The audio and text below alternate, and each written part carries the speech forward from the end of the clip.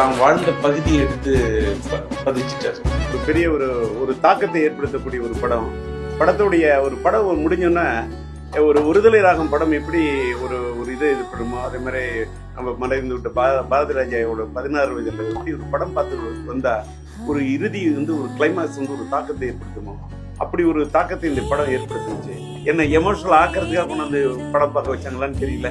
ஒரு பக்கம் ஆனந்த கண்ணீர், இன்னொரு பக்கம் ஒரு ஆதங்க கண்ணீர். எப்படின்னா நம்மளால இன்னைக்கு ஒரு பெரிய ஒரு தாக்கத்தை ஒரு முதல் படம் எடுத்த அன்னைக்கு என்ன ஒரு உத்வேகம் இருக்கு, ஒருதலையாக எடுத்தப்போ ஒரு வேகம் இருந்ததோ அதே வேகத்தையும் தாக்கத்தையும் இந்த ஹபீப் எனக்கு ஊட்டி விட்டது. நன்றி, வணக்கம்.